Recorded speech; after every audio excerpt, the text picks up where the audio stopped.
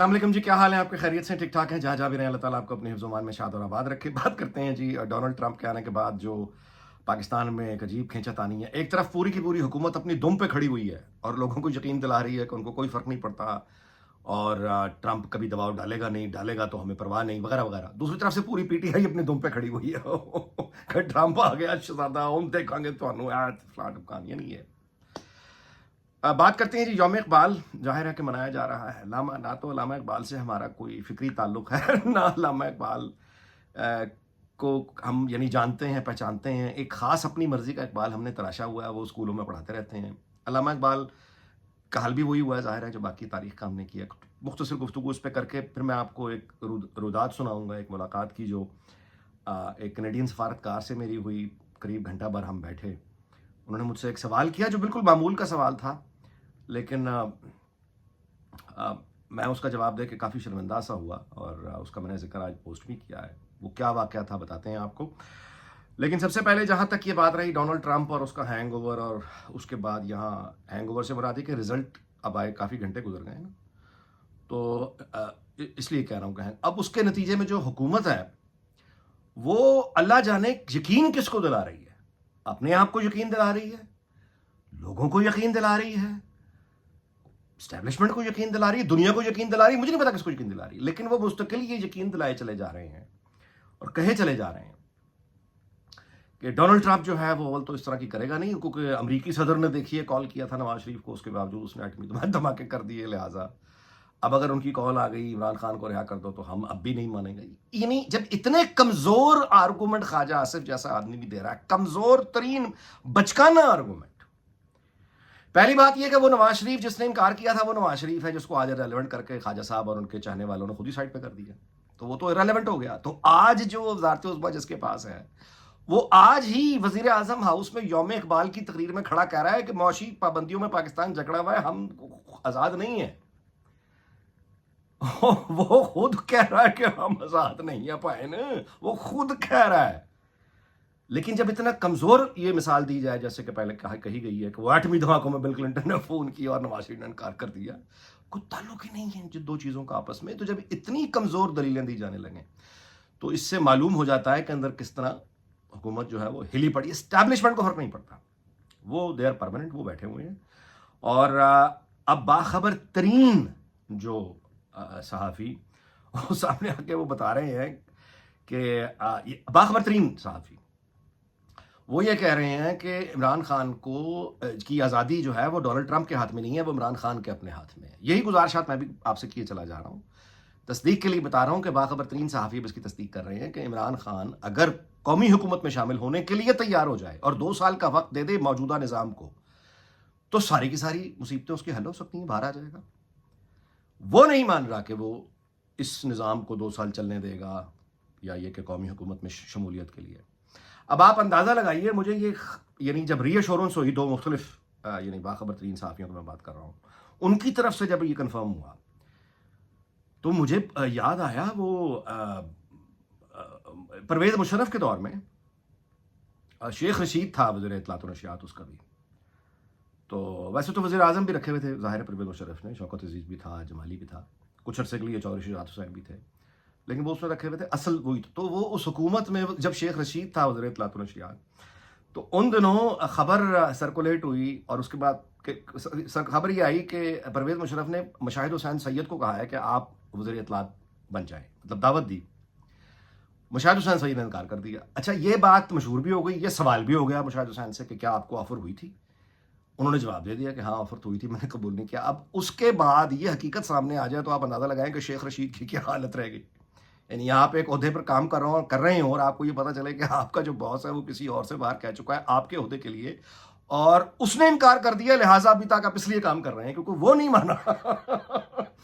تو وہ اس زمانے کا شیخ رشید مجھے یاد آیا کہ یعنی اس طرح کی حالت اب موجودہ وفاق میں حکومت کی ہے کہ آپ اندازہ لگائیے کہ عمران خان اگر چاہے تو وہ باہر آ جائے گا، یعنی فساد نہ کرے، انتشار نہ کرے، تو قومی حکومت میں اس کی پارٹی کی شمولیت بھی ہو سکتی ہے. اندازہ لگائیے کہ فیڈرل کیبنٹ کا ایک اجلاس ہو رہا ہے جس میں پی ٹی آئی کے وزیر بیٹھے ہوئے ہیں اور پلاسٹک کی خالی پانی کی بوتلیں چل رہی ہیں، جوتے چل رہے ہیں کیبنٹ اجلاس میں. مطلب اندازہ لگائیے کیا صورت ہوگی. تو یہ ہے معاملہ، اس کا ہلے پڑے ہیں. اب دیکھنا یہ ہے کہ میں اگین اس موضوع کا اختتام اس بات پہ کروں گا کہ پاکستان کی اگر اس طرح سے کوئی وہاں سے دباؤ آیا، کیونکہ پی ٹی آئی کی لابی وہاں بہت اسٹرانگ ہے، اینڈ ممکن ہے کہ ڈونلڈ ٹرمپ اس طرح کی کوئی، ابھی تو خیر اس میں 20 جنوری جب وہ چارج سنبھالے گا کافی دن ہیں، بٹ دیکھتے ہیں. لیکن میں اس میں کوئی انقلابی معاملہ جو ہے نا، اصل مطلب ہے فارمولہ سیٹ ہو پڑا ہے، صرف اس کی جو نٹی گریٹی ہے وہ ٹرمپ آ کے دباؤ ڈالے گا. تو وہ کس لیے ڈالے گا؟ میرا سوال پھر وہی ہے، وہ اپنے انٹرسٹ میں ڈالے گا نا، وہ امریکہ کے مفاد میں ڈالے گا نا، تو وہ کیا ہے؟ یعنی اس پر غور کر لیجیے. آگے اگلے موضوع پہ آتے ہیں. علامہ اقبال کا یوم منایا گیا، بس یہ ویسی ہی ایک ہم حرکت کرتے ہیں جس کا کوئی معنی نہیں، جس کا کوئی مطلب نہیں، کیونکہ علامہ اقبال ایک وہ ہے جو ہم نے خود تراش لیا ہے، اس کا حقیقی اقبال سے کوئی تعلق ہی نہیں ہے. اب مثال کے طور پہ علامہ اقبال ریاست کے تصور کے خلاف تھے.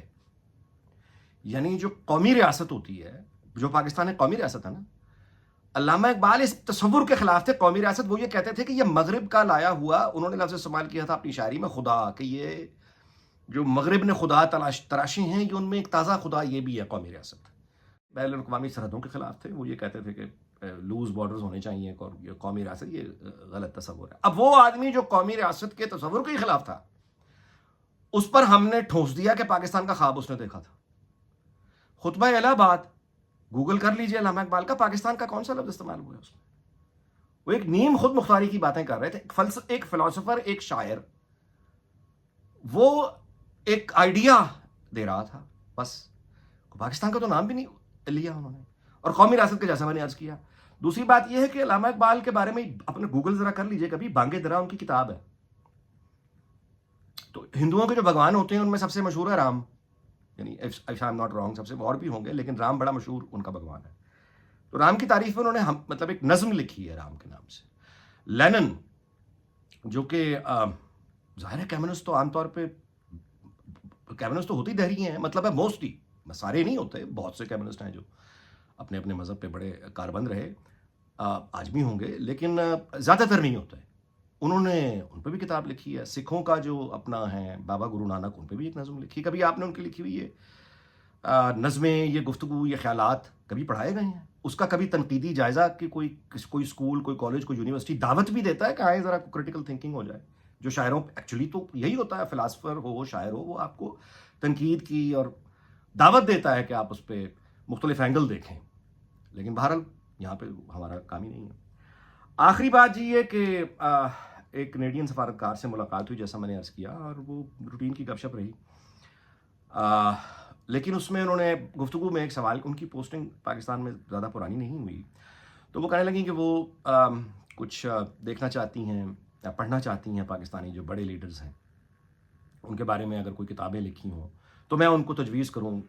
اور انہوں نے کہا کہ نواز شریف صاحب جو کہ ظاہر 3 دفعہ وزیر اعظم رہ چکے ہیں، ان کے اوپر مجھے بتائیے کہ بہترین کتاب کون سی ہے جو میں پڑھوں. تو میں نے ان سے عرض کیا، میں نے کہا جی ایک کتاب بھی نہیں ہے، مطلب ہے ایک کتاب بھی نہیں ہے. آئی ایم سوری، دیر از نن. سہیل وڑائے صاحب کی ایک غدار کون ٹائپ، ایک یعنی انٹرویو ٹائپ ایک ہے اس زمانے کا، پرانا پرویز مشرف کے زمانے کا. تو بین الاقوامی معیار کی تو ایک بھی کتاب نہیں ہے. وہ ہکا بکا رہ گئی، اور اللہ جانے کیوں میں شرمندہ ہو گیا. پتہ نہیں مجھے شرمندہ ہونے کی ضرورت تھی یا نہیں تھی، پتہ نہیں کیوں بلا وجہ بڑا ایک احساس ہوا کہ یار ایک لیڈر ہے، 3 دفعہ کا وزیر اعظم ہے، اتنا بڑا اس کا کردار ہے، ایک بھی کتاب نہیں اس پہ. یعنی بھٹو صاحب پر ہے، بے نظیر بھٹو پہ ہے، عمران خان پہ، قائد اعظم پہ تو خیر ہے جو لکھی گئی ان پہ. اسٹینلے والپٹ نے کتاب لکھی قائد اعظم پہ اور ذوالفقار علی بھٹو پہ. اور بے نظیر بھٹو صاحبہ بھی بہت کتابیں لکھی گئی، خود انہوں نے کتابیں لکھی، ڈاٹر آف دا ایسٹ ان کی بڑی مشہور کتاب ہے. عمران خان پہ بہت کتابیں لکھی گئی، اس نے خود بھی کتابیں لکھی. تو نواز شریف صاحب پر نہ کسی نے کتاب لکھی، نہ انہوں نے خود کتاب لکھی. اب یہ ایک عجیب بات ہے کہ اب دیکھنا، اب سوال یہ پیدا ہوتا ہے کہ کتاب میں ترجیح یا دلچسپی، وہ پتہ چلتا ہے نا ترجیحات میں کہاں آتی ہیں چیزیں. اب یعنی آپ وفاق ہو یا پنجاب ہو، ایک ایسی پارٹی حکومت کر رہی ہے جس نے اپنے لیڈر پر ہی کوئی کتاب نہیں لکھوائی. یہ پوری میڈیا ٹیم نون لیگ کی، آج سے نہیں، یہ 30 35 40 سال سے وہ جو میڈیا ٹیم ہے وہ اب پچھلے بھی آپ دیکھ لیجئے، کوئی کسی ایک نے خیال ہی نہیں ہے، پتہ ہی نہیں کتاب ہوتی ہے، چھوڑو چھڈو جی کی ہے، باورچیوں کا پتہ ہے، مصنفوں کا نہیں پتہ، رائٹرز کا نہیں پتہ۔ اور آخری بات اس میں یہ کہ مریم نواز صاحبہ کا تو چلو یہ بہانہ بنایا جا سکتا ہے کہ وہ پہلے امور خانہ داری میں بزی رہی ہوں گی اور بعد میں وہ سیاست میں بزی نہیں، بٹ یہ سوال ہے کہ حسین نواز صاحب ہو یا حسن نواز صاحب ہو، ان کو بھی خیال نہیں آیا کہ ان کے والد جو ایک عظیم شخصیت ہے، لندن میں وقت تھا ان کے پاس، کس نے روکا تھا؟ آکسفورڈ، کیمبرج اور درجنوں مصنفین کی درخواستیں پڑھی ہیں کہ ہمیں موقع دے دیں، بین الاقوامی معیار کی کوئی کتاب ایک بھی نہیں ہے، اور تعلیمی پالیسی وغیرہ وغیرہ اب آپ دیکھ لیجیے، ترجیحات اور دلچسپی، یہ فرق ہوتا ہے۔ افسوس ہوا اس بات کا، بہت افسوس ہوا، کیسے ایک جماعت خود کو تعلیم کے لیے یا علم کے لیے پروموٹ کرتی ہے، کیسے کسی کتاب سے ہی نفرت ہے، اہمیت کا پتہ ہی نہیں، بلکہ کہہ کے لگاتے ہوں گے شاید وہ اس بات پہ کتاب اچھا تھا کتاب لگے گا پتاٹک۔ اچھا جی، بہرحال ہم تو دعا یہی کریں گے کہ اللہ تعالیٰ پاکستان کو شاد اور آباد رکھے، دنیا بھر کو شاد و آباد رکھے۔ اگلے ویلاگ میں آپ سے ملاقات ہوگی، اپنا بہت خیال رکھیے گا، اللہ حافظ۔